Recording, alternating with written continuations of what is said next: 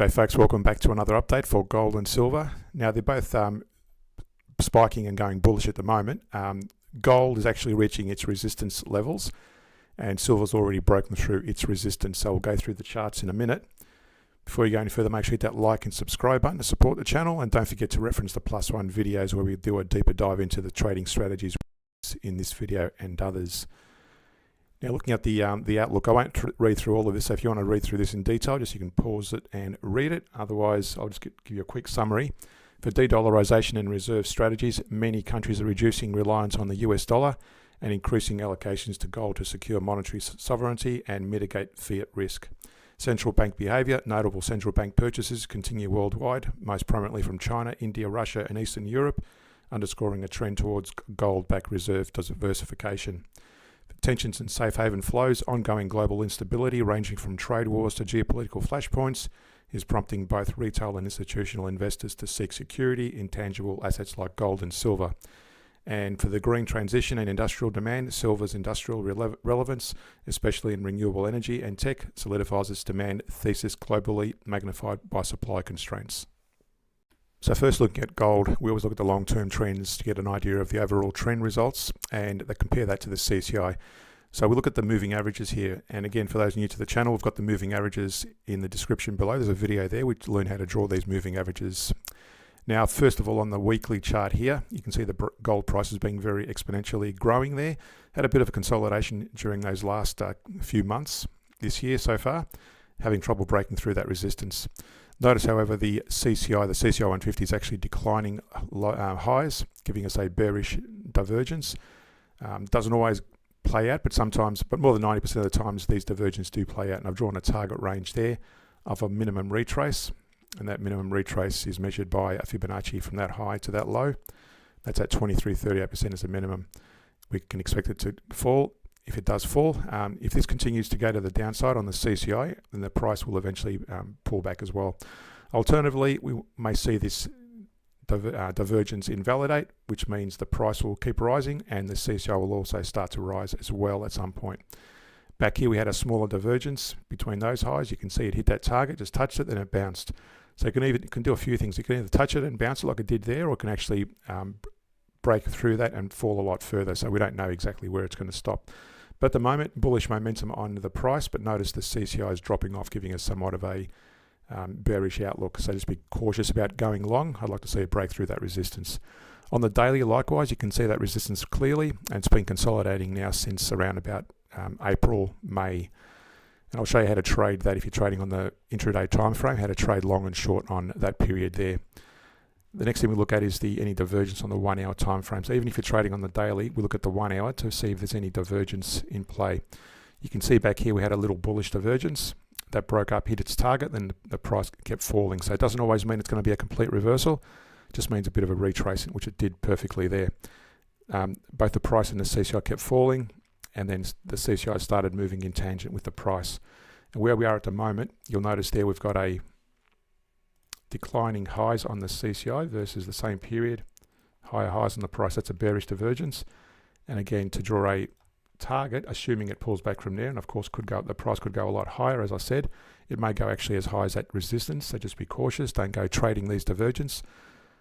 I look at these divergences. If I'm going long, I'd be watching it very closely and waiting for a pullback below those moving averages. Now, if it does pull back as a minimum, we can expect it to pull back to that 23-38% range as a minimum. It could touch it, then bounce, or it could go right through there. But again, we can't tell at this stage where it's going to stop. So again, just be cautious of that bearish divergence if you're going long at the moment. Now, in terms of the back test, this is the long strategy. I've started here going long from around the 10th of April, which was around about this point back here on the daily chart. So this is the 1 hour on the right side, and this is going long only.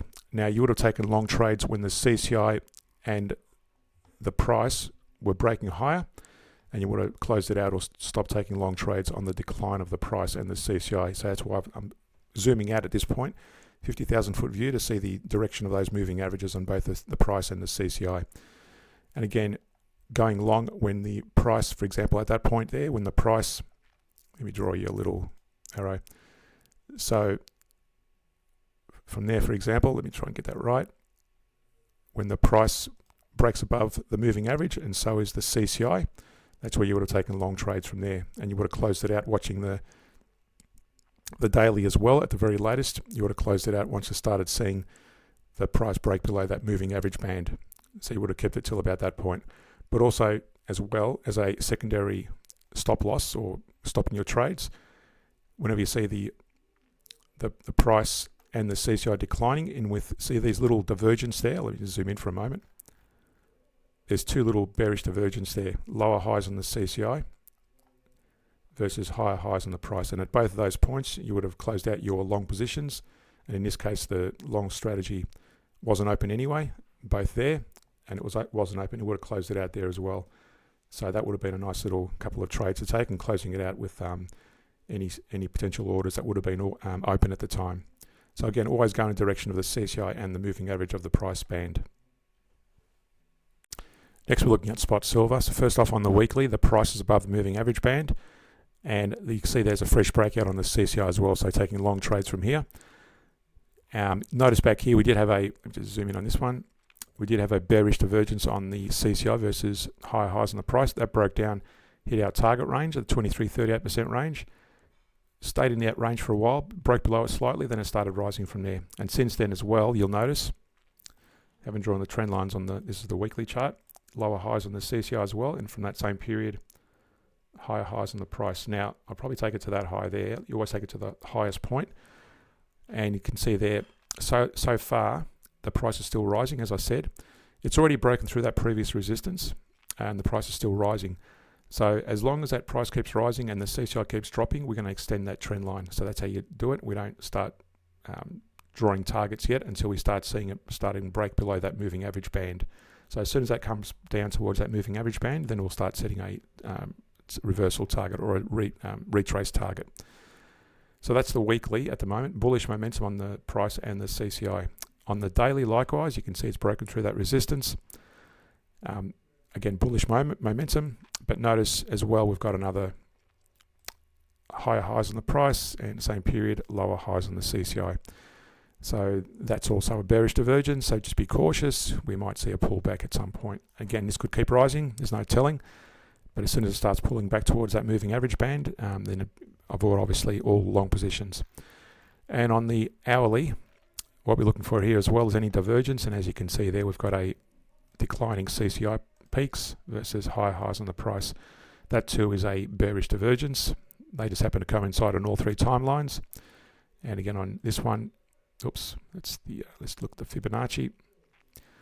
Drawing a Fibonacci range, that's going to coincide with the moving averages back there. So if we expect it to pull back at the minimum at that level of 23-38% range. Of course, it could go a lot lower, but and more than 90% of the time it hits that minimum range.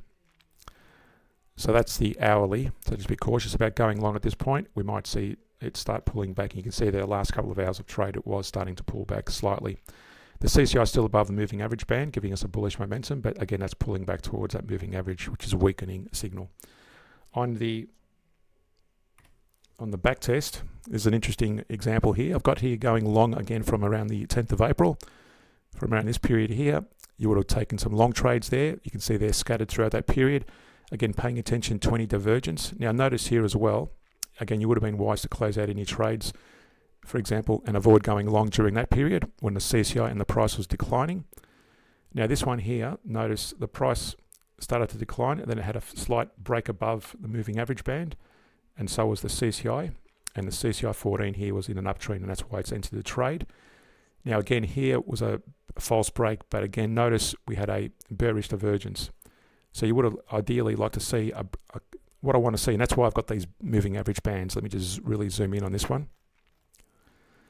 I like to go long when you see the moving average bands widen. So for example here, you can see they're starting to widen. That's ideally where you want to go long. That there, very consolidated, flat moving average range, and that's why I've got the moving averages as well, not just one single moving average. It's a very flat range. That's showing consolidation and uncertainty on both the CCI and the price, but especially the price. So at that point, it's a bit of a gamble to go long. In this case, it proved that thesis proved right, so you would have avoided going long at that point. let it run off. Remember, you're going in the direction of the daily, and as soon as you start seeing that break above and the moving averages starting to separate around about this period, you would have taken a long position. Don't forget to hit that like and subscribe button to support the channel, but also reference the Patreon channel where we look at weekly bullish shares across various regions of the world's markets. Thanks, and talk to you in our next video.